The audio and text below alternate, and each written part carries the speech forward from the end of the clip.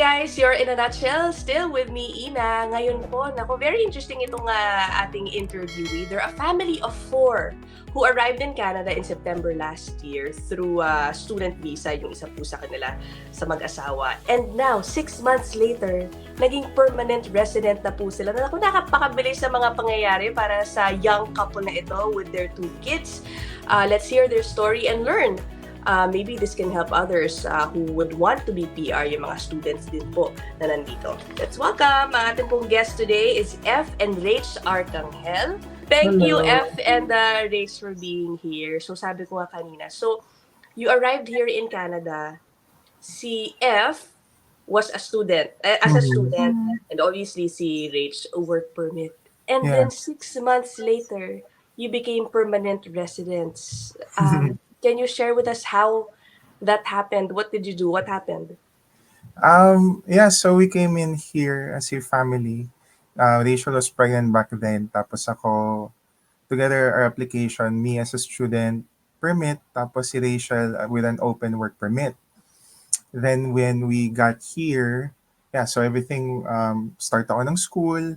Yeah. Then kami, we prioritized Rachel's work first kasi siya yung full-time as a student. We have limited hours. Then at the back of our minds, we wanted to get her a job under the priority lists of BC. Yung BC Provincial Nominee program. Okay.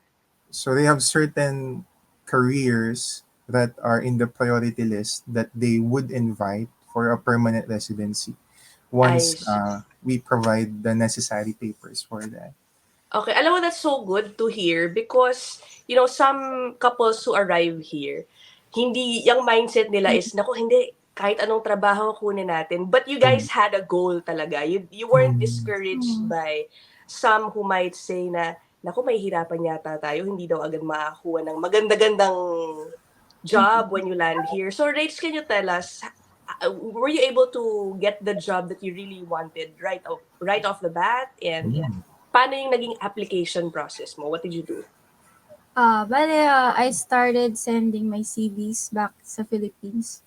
Doon pala, okay.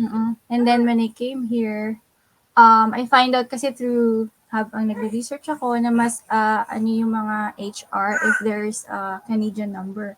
So I updated my CV pagdating pa lang dito, and then I sent out all of my CVs sa mga companies.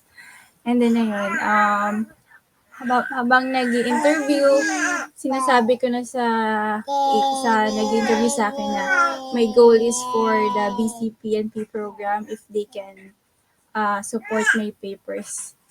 Then, I will continue the process. Kung hindi, hindi ko na itutuloy yung interview. Oh, wow! Ganun na pala nangyari. Pero your work background in Manila is the same, tama ba? Ano ba? HR or IT? Paano ba nangyari? Kasi I understand parang naging IT na yung work mo in Vancouver, tama ba? So what was your first job and then how did you end up in IT, the job? Ever since na I graduated, IT na talaga yung okay. Yung job experience. For how many years? For almost 13 years na. Oh, okay. Yeah, so ayun. So as in first job, Rach, tama ba? First job, IT na agad. What specific job, if you don't mind? As a web developer. Web developer. Yes! That's one of the in-demand jobs, not just in Vancouver, but in several provinces in Canada. Okay. Your employer, you feel you were lucky? Were they very helpful? Was it an easy process? You making sure that they would support your eventual application para dun sa Provincial Nominee Program. Baka yung iba kasi, nakakaya, baka sabihin nila, demand ko naman dun sa employer ko. What was your approach like para hindi ma-turn off yung employer? I was, before na-interview, pinag-play ko talaga na, Lord, because i-open up ko to and bahala na kung ano yung response. So, basta ang goal ko, sinasabi ko sa nila, I want to work for your company permanently and parang for a long long period of time. So, ganun. So, my goal is to apply for the BC program for the permanent residency. Sabi ko ganyan, para hindi temporary. Yeah. And they had no issues Yeah. naman with it. They didn't Yeah, tell they you have no issues na naman. parang, wow, we can't guarantee that or anything. Wala namang ganon. Or did you have experiences with other potential employers mo back then? May anong sagot sa'yo nung iba? Wala naman, they're so parang helpful kung ano yung Supportive. Yeah, supportive. they're very supportive. Tapos, ang sinasabi lang sa akin is, just tell me kung ano yung mga documents needed and we'll help you in whatever way we can, mga ganun. So, Wow. Okay, so Rach is obviously very lucky at ganun po ang nangyari. Okay, and then the time came when you were already okay na mag-apply o magpa-nominate, tama ba? Can you explain to us paano ba yung process niyan when you're here? so before we left, nag-IELTS muna ako. So, I want to get yung points for the language. So, nag-IELTS ako and then ang requirement talaga for the BC Provincial Nominee is job offer. So, Yeah. once yun yung pinayo namin pagdating dito. So, once we get yung job offer, nag-apply na ako agad sa BC PNP program para ma-start na yung registration and all. And then yun, then inantay ko lang yung mga papers from the employer, then in-upload ko lang lahat. And yun, waiting time lang talaga to get the invitation. So parang what happened was, medyo nagkasabay yung pagdating nyo tsaka yung application mo talaga. Yeah. Dire-diretso. And then in 6 months it happened. Did you expect it to happen so fast? I mean, Oh no. how did you feel No. when it suddenly just came your papers? And buong family agad, ano? Except si little one who was already born here, hindi niya na kailangan ng PR papers. But did you expect it to happen so fast, F? Ikaw, what were your thoughts when biglang nangyari na, oh my gosh, PR na tayo, bigla? Ayun nga po, like what you said that, Miss Ina, it happened so sudden. Kasi what happened actually was, Rachel gave birth December. Yung kinakwento niya kanina na we have been invited to apply, tapos for the papers for permanent residency. Actually, we already got it last November. However, someone suggested na wait for Xavier to be born na para yung papers mas complete. At the same time, gave us an ample amount of time to get yung from the Philippines yung police certificate. Kasi we have to get one once we land here. Okay. So, sabi namin, okay, we'll push it next year, 2023. Then maybe it will take a bit longer, like maybe 4, 5, 6 months, or some other people say na a year or so. Yeah. So we submitted it February. Sabi namin, okay, so sige, count tayo. February, March, April. So maybe baka mga late this year or like third, fourth quarter. Then when March came, March to be exact, March 9, right? Very Nakareceive kami recent, ng ano? email na congrats on becoming a permanent resident in Canada. Tapos we were like, is this for real? Yeah.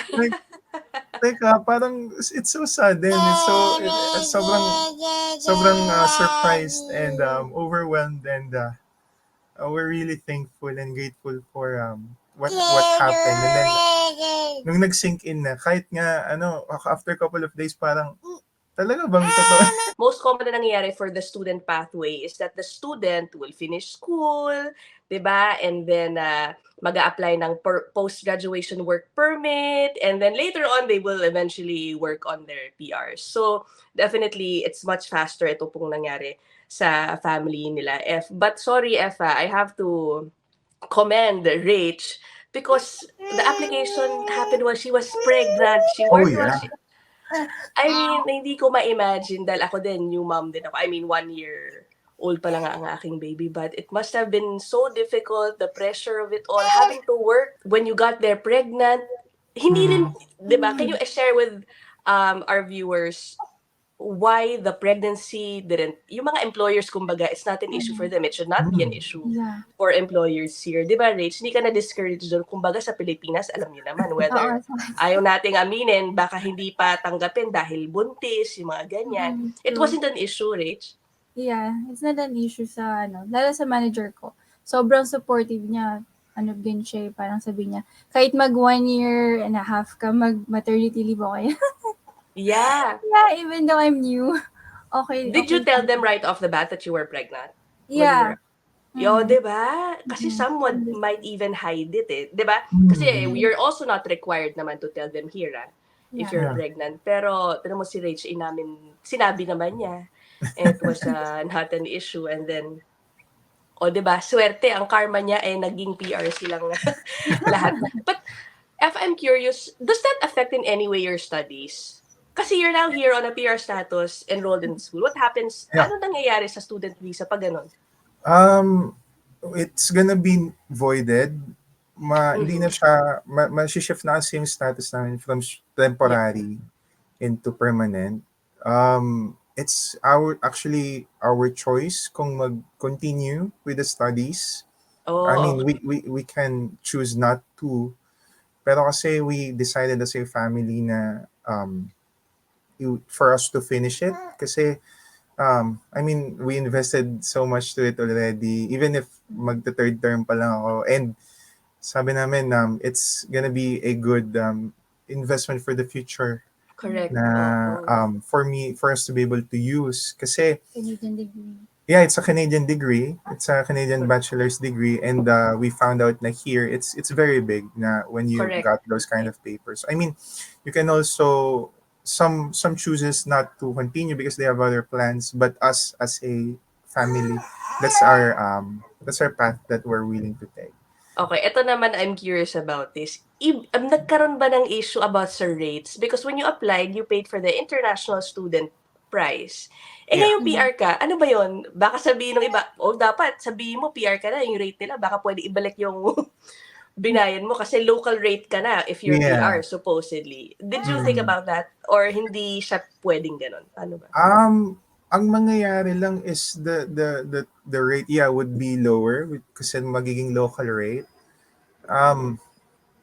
Unfortunately, I asked about that kasi mas malaki yung binayad mo ng first term eh. Then Okay. kung pwede bang yung binayad ko noon ma-offset for the next term since magiging local Yeah, rate. who knows? Unfortunately, Malay mo. Oo. Anong sabi? hindi daw pwede kasi it comes with a status. So when you come as an Oh, international student, that's a rate. Then by the time na mag-shift, then your current rate on that day would be local at that time, not when you paid from the previous term. So I see. For the succeeding terms, I don't know, did you pay it in full or first term lang yung binayad mo? Paano ba? first term, we pay by term lang po. Okay. Di swerte, at least.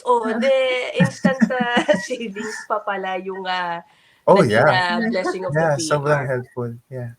Nung nag-a-apply ka for your student visa, kasi you have to show that you are going to return to the Philippines, tama ba? Yeah. Paano yun with Rachel's plan to intention to apply for the Provincial Nominee program? Did you mention that in your application? Paano ba? Or kasi baka ma-reject ka pag gano'n hindi ba? Matagal din nating pinag-usapan yun, if kasi some people do it, they call it double intention or dual intention. Pero for us, we just put there na after the program, if given a chance na to practice what I've studied to our home country, we would do so. But I think we didn't mention na we have the intention to apply for permanent residency. Okay. Kasi, Baka yung iba kasi sabihin, pwede ko bang banggitin yun? Baka, anyway, yeah. You Okay. could. So, for some, it works. Pero it's up to your discretion if you will mention it Yeah. or not. Yeah. Okay. Ano na lang yung tips na ibibigay nyo dun sa mga students? Kasi nga, Kasi ang galing, 'di ba? You didn't get discouraged and you really had a goal and you stuck to it. Mhm. Yeah, ano yung tips niyo na lang sa mga gustong matulad sa inyo na mapabilis ang, Mhm. proseso? Syempre number one, pray. Yeah. Everything along the way, even when we were planning about it, sabi namin, let's put God in the center of it. Syempre, along with the successes and along with the setbacks, it's all part of the process. We can't hindi natin madedeny yun. So, we just pour it out in prayers and put our faith in action. But with the practical ones, to be honest, okay siyang gawin when you go in as a couple. Kasi Mhm. one could be studying and then one could land a job under a priority stream for the Mhm. invitation for PR. Um, it would be faster than yung kapag pupunta ka lang as like mag-isa ka lang and then finish everything yung PGWP. Yeah, correct, correct. Oo nga But naman. it shouldn't make it shouldn't make people who would do the other thing na going here on their own, it shouldn't like discourage or shouldn't stop them on pursuing yung part ng doing the PGWP stream or the student stream kasi it's gonna be worth it. Yeah. Sabi nga namin, when I talk to my classmates about it, syempre sabi nila parang, uy, sana all, sana Yeah, sabi ko sa nila, it's just a matter of time kasi nandito correct. naman na tayo lahat sa Canada. I know there's a difference and there's a pressure involved. However, the pleasure, the enjoyment, the experience na nandito ka na, it's already there. It's just Yeah. in the paper na it's different when you're already Okay. there. Okay, well, that's it. Thank you guys for your Alright, time, thank for you din. sharing your story. And I'm sure maraming mag-iinganyo, mag-isip-isip na gawin yung naging strategy ninyong dalawa. Congratulations on becoming PR so quick and good luck sa pagpapatuloy ng iyong studies. Thanks so much. Thank you. Okay, that's it. That's it for our episode. Sana may natutunan kayo. I'll see you on the next one. Ako po si Ina. Bye, guys!